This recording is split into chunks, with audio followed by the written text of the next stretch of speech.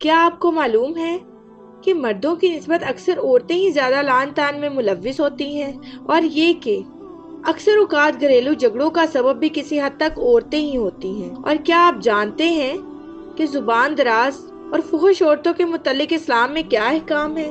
اگر نہیں تو جاننے کے لیے میری اس ویڈیو کو لازمی دیکھیے۔ در حقیقت حضور صلی اللہ علیہ وآلہ وسلم نے عورتوں کی ایک اور عادت کا تذکرہ فرمایا، اور وہ یہ کہ بہت زیادہ ہوش مند مرد کو بالکل بے وقوف بنا کر رکھ دیتی ہیں، ضد کر کے اور پٹی پڑھا پڑھا کر اچھے ہاتھ سے ہوش و گوش والے مرد کو بدھو بنا دیتی ہیں۔ مثلا مرد سے کہا کہ تمہاری آمدنی کم ہے، سارے گھر کا گزارا نہیں ہوتا، ایسا کرو کہ ماں باپ سے علیحدہ ہو جاؤ، پھر تمہارا گزارا کشادگی کے ساتھ ہو سکے گا۔ ماں باپ کا فرما بردار بیٹا اولن کچھ دنوں تک دھیان نہیں دیتا، مگر وہ اسے اتنا مجبور کر دیتی ہے اور روزانہ اتنا سبق پڑھاتی ہیں کہ آخر وہ کسی دن ماں باپ سے جدا ہونے کا فیصلہ کر ہی لیتا ہے۔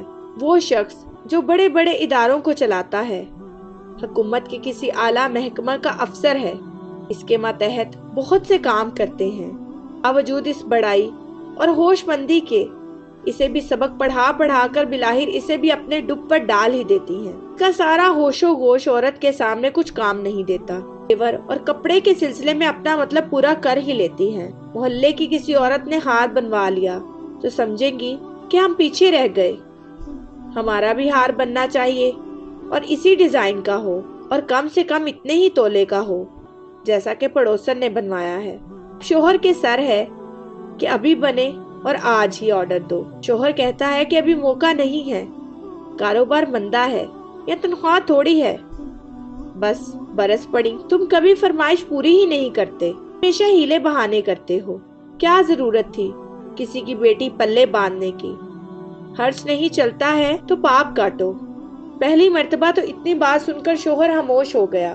رات کو جب گھر آیا تو کان کھانے شروع کیے، بیچارہ سمجھا بجھا کر کسی طرح سو گیا۔ صبح اٹھ کر جب کام پر جانے لگا تو پھر ٹانگ پکڑی، آج تم ضرور کہیں سے رقم لے کر آؤ۔ شوہر نے کہا، آج کہاں سے لاؤں گا؟ کیا کہیں ڈاکہ ڈالوں؟ ہم کچھ نہیں جانتے، ڈاکہ ڈالو یا کچھ کرو، رقم تو لانی ہوگی۔ شوہر نے کہا، میں تو رشوت بھی نہیں لیتا، کہیں قرض ملنے کی امید بھی نہیں ہے، کہاں سے لاؤں گا؟ فوراً آڑے ہاتھوں لیا، ساری دنیا رشوت لیتی ہے، تم بڑے متقی بنے پھرتے ہو، ہم چار عورتوں کے درمیان بیٹھنے کے قابل بھی نہیں ہیں، نہ ہاتھ میں چوڑی نہ گلے میں لاکٹ، غرض یہ کہ ضد کر کے پیچھے پڑ کے زیور بنوا کر چھوڑتی ہیں۔ کپڑوں کے سلسلے میں بھی یہی طرز عمل ہے، جب کوئی نیا کارڈ دیکھا، نیا کپڑا بازار میں آیا، جدید طرز کا فیشن چلا، فوراً اسی طرح کا کپڑا بنانے کے لیے تیار ہو گئی۔ شوہر کے پاس پیسہ ہو یا نہ ہو، موقع ہو یا نہ ہو، بنانے کے لیے ضد شروع کر دی، اصرار کرتے کرتے آخر بنا کر چھوڑتی ہیں۔ پھر عجیب بات یہ ہے کہ جو جوڑا ایک مرتبہ کسی شادی پر پہن لیا، اب اسے آئندہ کسی تقریب میں پہننے کو عیب سمجھتی ہیں۔ نئی شادی کے لیے نیا جوڑا ہونا چاہیے، پھر کارڈ بھی نئی، کارڈ بھی ماڈرن ہو۔ انہی خیالات میں گم رہتی ہیں، اور ان خواہشات کے پورا کرنے میں بہت سے گناہ خود ان سے سرزد ہو جاتے ہیں، اور بہت سے گناہ شوہر سے کرواتی ہیں۔ شوہر اتنے اخراجات سے عاجز ہوتا ہے تو رشوت لیتا ہے یا بہت زیادہ محنت کر کے رقم حاصل کرتا ہے، جس سے صحت پر بہت اثر پڑتا ہے۔ یہ جانتے ہوئے کہ رشوت لینا حرام ہے اور یہ عمل دوزخ میں لے جانے والا ہے، اور زیادہ محنت کرنے سے صحت پر برا اثر پڑے گا، اچھا خاصا ہوش مند آدمی بے وقوف بن جاتا ہے اور عورت کی ضد پوری کرنے کے لیے سب کر گزرتا ہے۔ اور عورت کے دین کا نقصان یہ ہے کہ ہر مہینے جو خاص ایام آتے ہیں، ان میں نمازوں سے محروم رہتی ہیں اور ان ایام میں روزہ بھی نہیں رکھ سکتی۔ شاید کوئی عورت دل میں یہ سوال اٹھائے کہ اس میں ہمارا کیا قصور ہے؟ خاص ایام کی مجبوری قدرتی ہے اور شریعت نے ان دنوں میں خود ہی نماز روزہ سے روکا ہے۔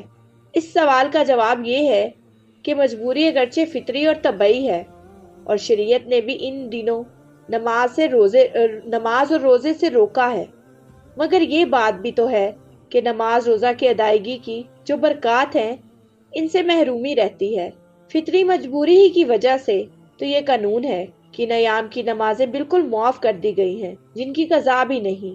رمضان کے روزے کی قضا تو ہے، مگر رمضان میں روزے نہ رکھنے پر کوئی معاوضہ نہیں۔ اب اگر کوئی عورت یوں کہے کہ خدا تعالیٰ نے یہ مجبوری کیوں لگائی ہے، تو یہ اللہ تعالیٰ کی حکمت میں دخل دینا ہے۔ یہ ایسی ہی بات ہے کہ جو شخص حج کرے گا اسے حج کا ثواب ملے گا، اور جو نہ کرے گا اسے یہ ثواب نہ ملے گا۔ جس کے پاس حج کرنے کا پیسہ نہیں ہے، اگر وہ کہے کہ خدا تعالیٰ نے پیسہ کیوں نہیں دیا، تو یہ اس کی بے وقوفی ہے اور اس کی کم عقل ہونے کی دلیل ہے۔ دعا ہے کہ اللہ تعالیٰ ہم سب کو جہنم میں لے جانے والے اس عمل یعنی لعنت سے بچنے کی توفیق عطا فرمائے۔ آمین یا رب العالمین۔ میں امید کرتی ہوں کہ میرے ناظرین کو میری آج کی ویڈیو بہت ہی دلچسپ اور معلوماتی لگی ہوگی۔ اگر آپ چاہتے ہیں کہ ہم ایسے ہی آپ کو اسلامی واقعات سناتے رہیں تو ہمارے چینل اقرا اسلامک سٹوریز کو لائک، شیئر اور سبسکرائب کرنا مت بھولیں، اور ساتھ ہی ساتھ بیل آئیکن بٹن کو ضرور دبائیں تاکہ ہر آنے والی نئی ویڈیو کا نوٹیفیکیشن آپ کو آپ کی اسکرین پر ملے۔ اب مجھے اجازت دیجیے، شکریہ، اللہ حافظ۔